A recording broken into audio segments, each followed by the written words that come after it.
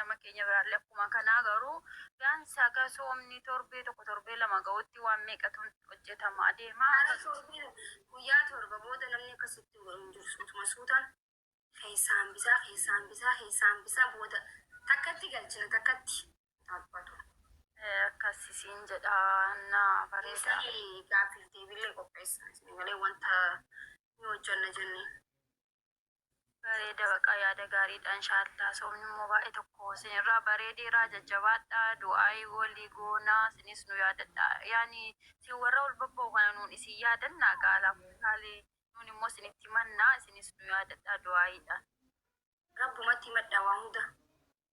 Jechuun akka nu yaadattanii du'aayii nuuf gootan sii galeeraa jechuun isin nutti mul'attu waan ta'eef nuun isin yaadannee du'aayii isinii goona.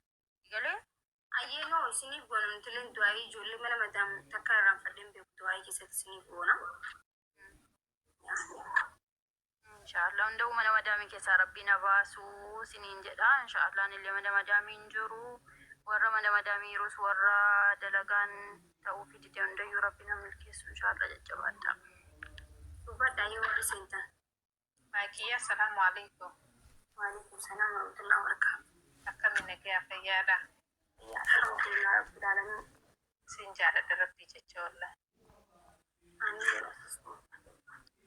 Du'aayiin nu godhaa jette reefuu tana wallahi rabbi nurraa haa guutu inshaallah. Ati dheeraa rabbii ramadaana kana malee dhuma arafaa si haa baasuu biyya tana keessaa inshaallah. Rabbi akka afaan yaa godhu wallahi.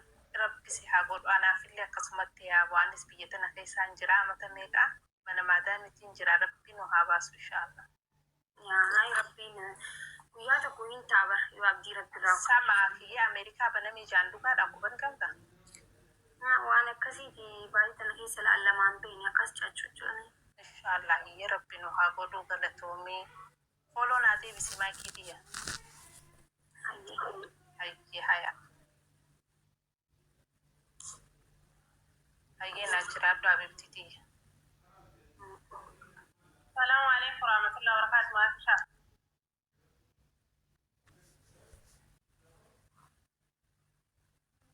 Sagaleen tiyya jirtu. Hin jirti si dhaga'uutti jira dubbadhu. Salaamu alaikum. Waalaikum salaam wa rahmatullahi wa barakatuh. Akhiran baramee gammada keesseen seenuu hawwiidhu qabu seenuu dhabe. Akka ta'a. Baga jiraatte qaalii nama. Galatoomii hedduu takka thank you. Akkamiin? Nagaa alhamdulillah. Soomarraa maal fakkaata jireenyi biyya bakka? Bareeda. Allah rabbi yaada muraada keessi yaa gooti rabbiif jecha si jaalanna yaa obboleetti qaalii. Galatoomii hedduu takka. Fakkaatti yaadde hunda rabbi si haa dhaabu inshaallah turin idoon bulu. Rabbiin ga'e jedhee biyya bakka kana keessaallee si fakkaatota keellee haa baasi jennee si jaabba. Yaa galatoomii hedduu. Maakii akkam nageenya? Nagaa. Hundi keessanuu nagaa garuu maakiyyee obboleessa kiyya tokko hojii addaa qaba beektaa akkana beeksistu barbaada baga siin geessu malee beekama garuu dafee sirraa bu'u. Jireen sodaadhe. Hojii addaa beeku. Naan galte. Aktiingii hojjetaa hin jaallatan danda'a shamma tokko. Ammaa miti sooma booda jechuudha. Akkuma tasaa seene garuu amma. Hayyee inshaallah. Garuu gisee kanaan duratti si argadheen ture garuu si dubbisuu hin dandeenye fuudhan adeemsifamu akkamiin si dubbisuu danda'a. Jechuun maaliin inni arguma inni dhufu? Okay, inni hojjetee viidiyoo naaf ergee inni immoo biyyee jira. Ani viidiyicha isaa laaltee ati aktiingiidha muuziqaa miti. Inshaallah rabbii guyyaa achi nu haa ga'uuni. Yes.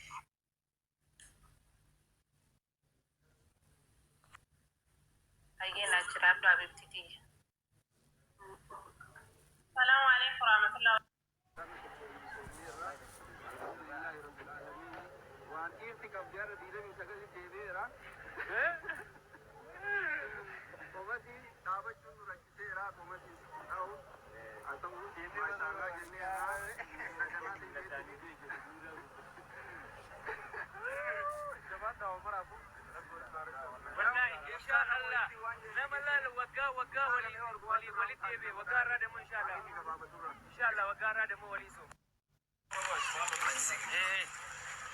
ما شاء الله تبارك الله ابسش. وعليكم السلام ورحمة الله وبركاته. أكم الحمد لله رب العالمين. ما شاء الله بقى جرات والله ما كذا نلقاتي واسيني ملي عجيبتي تناتي لقى ما سرتنيتي لما دارد والله ميسن سودا تورس ومن ربي سياقد أمريكت آمين آمين وبلسه قلتو. لقى ربي تي والله نجري تو قمت وما كي دواي سباب كورا لقتي لي تما ترك لقتي شودا أنا خيال نسين سودا